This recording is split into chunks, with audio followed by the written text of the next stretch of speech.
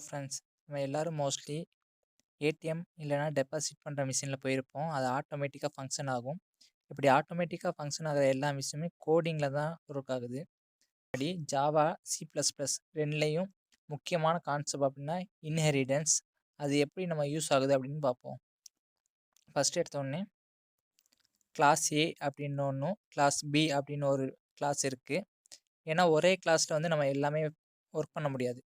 ஒரு நிறைய class use பண்ணிக்குவோம். நிறைய ப்ரோக்ராம், பெரிய ப்ரோக்ராம்லாம் சின்ன சின்ன ப்ரோக்ராம்லாம் ஒரே கிளாஸில் முடிஞ்சிடும். இது பெரிய ப்ரோக்ராம். ஸோ இதுக்குன்னா நிறைய கிளாஸ் யூஸ் பண்ணுவோம். அது ரெண்டுமே நம்ம ஜாயின் பண்ண தான் இந்த இன்ஹெரிட்டன்ஸ் தேவைப்படுது. அது ஜாயின் பண்ணுற கீவேர்டு என்னென்னா எக்ஸ்டெண்ட். இப்போ நம்ம ஃபஸ்ட்டு ஒரு கிளாஸ் எடுத்தால் அது பேஸ் கிளாஸ், ரெண்டாவது கிளாஸ் எடுத்தால் அது டிரைவ்டு கிளாஸ். ஃபஸ்ட்டு கிளாஸ் வந்து பேரண்ட்ஸ் கிளாஸ்னு சொல்லுவாங்க, செகண்ட் கிளாஸ் வந்து சில்ட்ரன் கிளாஸ் அப்படின்னு சொல்லிக்குவாங்க. சரி, எப்படி ப்ரோக்ராம் போட போகிறோம்னு பார்ப்போம். ஒரு நோட் பேட் எடுத்துக்கோங்க. அதை ஃபஸ்ட் எடுத்தோடனே சேவ் பண்ணிவிட்டு, சேவ் பண்ணுற லொக்கேஷன் முக்கியம் எப்பயுமே. எஃப்ன்ற டிஸ்கில் ஜாவான்ற ஃபோல்டரில் இப்போ நான் atm.java அப்படின்னு சேவ் பண்ணிக்கிறேன். இப்போ ஃபஸ்ட் எடுத்தோடனே நம்ம வந்து யூசர்ட்டேருந்து கேட்போம். அதனால நம்ம import java.util.scanner இன்புட்னா கெட் பண்ணுறதுக்காக நம்ம ஸ்கேனர் ஹெட்டர் ஃபைல் யூஸ் பண்ணுறோம். நெக்ஸ்ட்டு நம்ம ஒரு கிளாஸ் யூஸ் பண்ணிக்குவோம். கிளாஸ்ன்றது பேங்க்னு யூஸ் பண்ணியிருக்கேன். இப்போ பேங்க்ன்றதும் ஏடிஎம்ன்றது சேமாக இல்லை. ஏன் அப்படின்னா நம்ம பப்ளிக் கிளாஸ் தான் சேவ் பண்ணுவோம். நான் இப்போ எடுத்துக்கிறது பப்ளிக் கிளாஸ் இல்லை, அதனால் நம்ம அது சேவ் பண்ணலை. அது உள்ளுக்குள்ள நம்ம ஸ்ட்ரிங், இப்போ நம்ம நேம் கேட்பாங்க, அக்கௌண்ட் நம்பர் கேட்பாங்க. இப்போ நேம் வந்து அது லெட்டர்ஸில் இருக்குன்னா அது ஸ்ட்ரிங் ஆகும். அக்கௌண்ட் நம்பர்னால் இன்டிஜர் வேல்யூ, ஒரு நம்பர்ஸ் வரதுனால அது இன்டிஜராக எடுத்துக்கிறோம். Account number, balance, withdraw, deposit. இது வச்சு நம்ம ஒரு சின்ன சாம்பிள் ப்ரோக்ராம் போட்டு பார்ப்போம். இப்போ நிறைய கிளாஸ் யூஸ் பண்ணுறதுனால நம்ம ஃபங்க்ஷன் கால் பண்ணி தான் நம்ம எல்லா வேலையும் கெட் பண்ணுவோம். ஸோ இங்கே நான் டீட்டெயில்ஸ்னு ஒரு ஃபங்க்ஷன் எடுத்துக்கிறேன். அந்த டீட்டெயில்ஸ் ஃபங்க்ஷனுக்குள்ளே இப்போ நம்ம நேம், அக்கௌண்ட் நம்பர், பேலன்ஸ் மூணுமே கேட்போம். அதுக்காக நம்ம கெட் பண்ணுறனால ஸ்கேனருக்கு ஒரு ஆப்ஜெக்ட் க்ரியேட் பண்ணிவிட்டு scanner in equal to new scanner.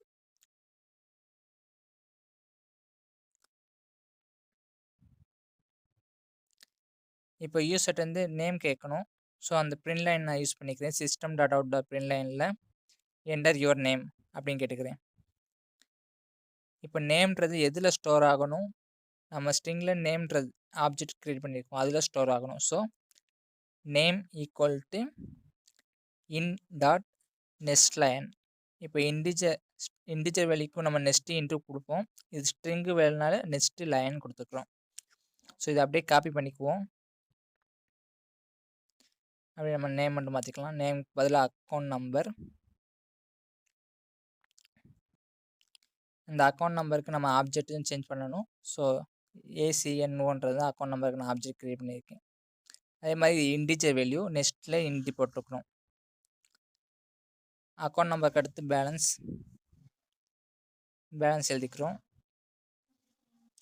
பேலன்ஸ்க்கு நம்ம நெக்ஸ்ட்டு இன்டிஜர் வேல்யூ இன்ட்டு கொடுத்துக்கிறோம். இப்போ டீட்டெயில்ஸ்ன்றது முடிஞ்சு. இப்போ இந்த கிளாஸ் பேங்க்ன்ற கிளாஸ் ஃபுல்லாக நம்ம முடிஞ்சு. இப்போ இன்னொரு கிளாஸ் யூஸ் பண்ணிக்குவோம். இன்னொரு கிளாஸில் நம்ம வித்ட்ரா பண்ணுற அமௌண்ட்டும் டெபாசிட் அமௌண்ட் பண்ணுறோமா, ஏதாச்சும் ஒன்று தான் பண்ண முடியும். ஸோ வித்ட்ரா பண்ணுறோமா டெபாசிட் பண்ணுறோமா அப்படின்றது ஒரு கண்டிஷன் கிளாஸ் வச்சு பார்ப்போம். இன்னொரு கிளாஸ் வந்து நான் டிரான்சாக்ஷன் அப்படின்னு எடுத்துக்கிறேன். இப்போ இந்த கீவேர்டு யூஸ் பண்ணணும். இதுக்கு தான் இன்ஹெரிட்டன்ஸ் யூஸ் ஆகுது. எக்ஸ்டெண்ட் பேங்க் அப்படின்னா ரெண்டு கிளாஸும் இப்போ மெர்ஜ் ஆயிடுச்சுன்னு அர்த்தம். ரெண்டு கிளாஸும் இப்போ மெர்ஜ் ஆயிடுச்சுன்னு அர்த்தம்.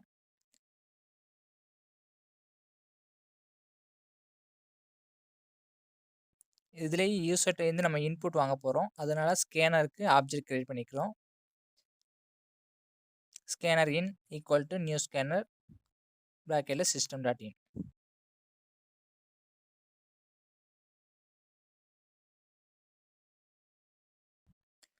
ஓகே, இப்போ வந்து நமக்கு ஒரு கன்ஃபியூஸ் ஆகுது. இப்போ வித்ட்ரா பண்ணோமா டெபாசிட் பண்ணுறோமா அப்படின்ட்டு. அதுக்காக இப்போ கண்டிஷன் கிளாஸ் யூஸ் பண்ண போகிறோம். கண்டிஷன் கிளாஸ் ரெண்டு டைப்பில் இருக்குது. ஒன்று வந்து ஸ்விட்ச் கேஸ், இன்னொன்று வந்து இஃப் கேஸ். இப்போ நம்ம அதுக்கு முன்னாடி ஒரு ஆப்ஜெக்ட் கிரியேட் பண்ணிக்கலாம். Public void type. இப்போ இதில் ஃபஸ்ட்டு யூசர்லேருந்து இப்போ ப்ரெஸ் இப்போ நிறைய ஏடிஎம்லனா 1 ப்ரெஸ் பண்ணால் டெபாசிட், 2 ப்ரெஸ் பண்ணால் வித்ட்ரா, அந்த மாதிரினா ஃபியூச்சரில் கொண்டு வரலாம். இது சும்மா நம்ம ஒரு சாம்பிளுக்கு இப்போ போட்டு பார்ப்போம். system.out.printlnல enter 1 for deposit, next line வரணும். ஸோ அடுத்து நான் புதுசாக ஒன்று க்ரியேட் பண்ணிக்கிறேன்.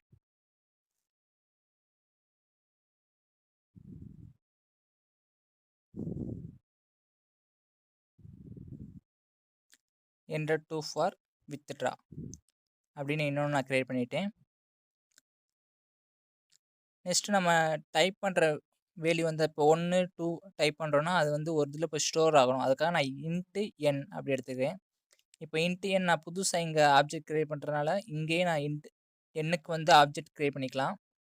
அப்படி இல்லைன்னா மேலே நம்ம ஸ்டார்டிங்கில் இன்னொரு பேங்க் சொன்னேன்ல, இன்னொரு கிளாஸ் யூஸ் பண்ணியிருக்கோம்ல, அங்கேயும் நம்ம எண் போட்டுக்கலாம். எங்கே நம்ம எந்த கிளாஸில் பண்ணாலும் ரெண்டுமே மெர்ஜ் ஆனனால நமக்கு வந்து எந்த ப்ராப்ளமும் வராது. இப்போ நான் ஸ்விட்ச் கேஸில் எண் போடுறேன். இப்போ நம்ம 1 ப்ரெஸ் பண்ணால் டெபாசிட் ஆகணும், 2 ப்ரெஸ் பண்ணால் வித்ட்ரா ஆகணும்.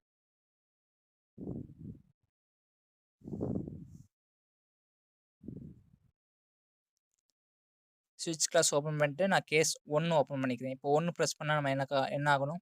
டெபாசிட் ஆகணும். டெபாசிட் பண்ண போகிறோம்னு அர்த்தம். இப்போ டெபாசிட் பண்ண போகிறோம்னா ஃபஸ்ட்டு டெபாசிட் அமௌண்ட் என்னன்னு கேட்கணும். நம்ம எவ்வளோ டெபாசிட் பண்ண போகிறோம், பேங்க்கில் ஏற்கனவே நம்ம அக்கௌண்ட்டில் இருந்து எவ்வளோ டெபாசிட் பண்ண போகிறோம்னு கேட்குறோம். ஸோ system.out.printlnல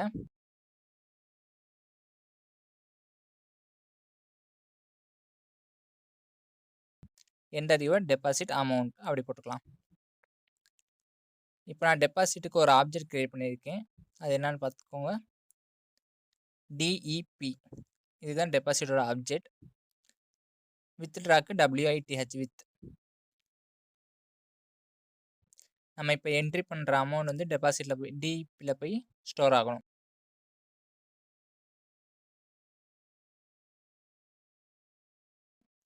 இப்போ டெபாசிட்லாம் நம்ம ஆல்ரெடி இருக்க பேலன்ஸோட ஆட் ஆகணும். அதனால balance equal to balance plus deposit.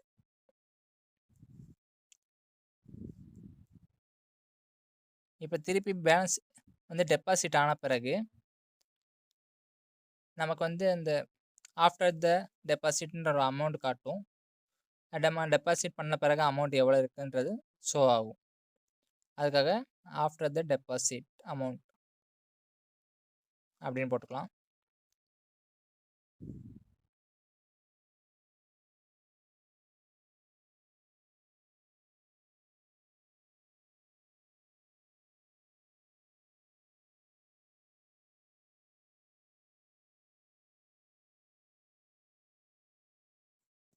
இப்போ கேஸ் 1 பார்த்தோம். இப்போ அதே மாதிரி கேஸ் 2. கேஸ் 1க்கு என்ன சொல்லியிருக்கோம்? டெபாசிட் அப்படி சொல்லியிருக்கோம். கேஸ் 2க்கு வித்ட்ரா. அதனால system.out.printlnல வித்ட்ரா அமௌண்ட் கேட்குறோம். enter the withdraw amount. Double quotation போடல, அதனால் டபுள் கொட்டேஷன் போட்டால் தான் நமக்கு டிஸ்பிளே ஆகும். செமி கொடுத்தோன்னா நெக்ஸ்ட் டைம் வந்துடும். இப்போ வித்ட்ரா பண்ணுறது அமௌண்ட் வந்து வித்துன்றது ஆப்ஜெக்டில் ஸ்டோர் ஆகணும். So with equal to IN.next int. இப்போ இங்கே பார்த்தீங்கன்னா டெபாசிட் அமௌண்ட் வந்து எவ்வளோனா நம்ம டெபாசிட் பண்ணிக்கலாம் பேலன்ஸில். நான் வித்ட்ரா பண்ணும்போது ஒரு கண்டிஷனோட வித்ட்ரா பண்ணணும். அது என்னென்னா நம்ம பேலன்ஸ் விட கம்மியாக தான் வித்ட்ரா பண்ண முடியும், இல்லைனா பேலன்ஸ் ஈக்குவலாக வித்ட்ரா பண்ண முடியும். அதுக்காக இங்கே ஒரு கண்டிஷன் கிளாஸ் யூஸ் பண்ணிக்கிறோம். இஃப் கண்டிஷன் கிளாஸ் யூஸ் பண்ணுறோம். இப்போ இஃப்பில் என்ன பண்ணுறோம்? வித்ட்ரா பண்ணுற அமௌண்ட் வந்து பேலன்ஸ் விட கம்மியாக இருக்கணும். அதனால லெஸ் தென், இல்லை பேலன்ஸ் அளவு இருக்கலாம், அதனால் equal, less than or equal.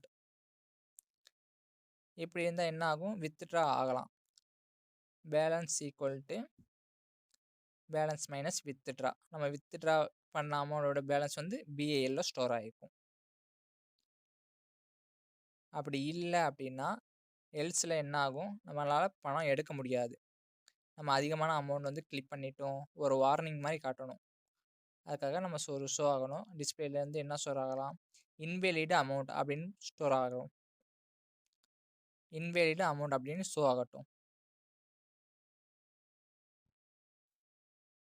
Invalid amount. இப்போ ஒரு கேஸ் முடிஞ்ச பிறகு பிரேக் வேணும். அதான் கண்டிஷன் கிளாஸோட முக்கியமான ரூல்ஸ். இல்லைன்னா தொடர்ச்சி அடுத்தடுத்த கேஸ் எடுத்துகிட்டே போகும். அதனால் ஒரு கிளாஸ் முடிஞ்சோடனே பிரேக் போட்டுறணும். அப்போ அந்த கேஸ் விட்டுட்டு வெளியே வந்துடும். இப்போ வித்ட்ரா பண்ண பிறகு என்ன பண்ணணும், அங்கே டெபாசிட் பண்ண பிறகு என்ன பண்ணணும், ஆஃப்டர் த டெபாசிட் அமௌண்ட் போட்டோம். அதே மாதிரி இங்கே வித்ட்ரா பண்ண பிறகு ஆஃப்டர் த வித்ட்ரா அமௌண்ட். இப்போ வித்ட்ரா அமௌண்ட் போட்டுட்டு ஆட்டோமேட்டிக்காக பேலன்ஸில் நமக்கு எவ்வளோ இருக்கோ அது வந்து டிஸ்பிளே ஆகணும். அதுக்காக ப்ளஸ் பேலன்ஸ்.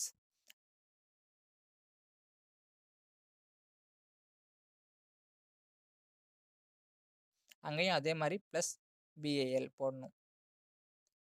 ஆட்டோமேட்டிக்காக அதை கன்கார்டினேட் கிளாஸ் யூஸ் பண்ணிவிட்டு பேலன்ஸ் நமக்கு காட்டிடும். அவ்வளோதான் ப்ரோக்ராம். இப்போது அவ்வளோதான் முடிஞ்சிடுச்சுன்னு நினைக்காதீங்க. இன்னும் நம்ம மெயின் பப்ளிக் கிளாஸை யூஸ் பண்ணலை. இப்போ நம்ம பப்ளிக் கிளாஸ் யூஸ் பண்ணிக்குவோம். இப்போ தான் கிளாஸ் ஏடிஎம். இப்போ நம்ம என்ன சேவ் பண்ணியிருக்கோம், atm.javaன்னு தான் சேவ் பண்ணியிருக்கோம். அந்த கிளாஸ் இப்போ தான் நம்ம யூஸ் பண்ணிக்கிறோம். இந்த கிளாஸ்க்குள்ளே தான் ஆப்ஜெக்ட்னா கால் பண்ணி விட போகிறோம். Public static void main.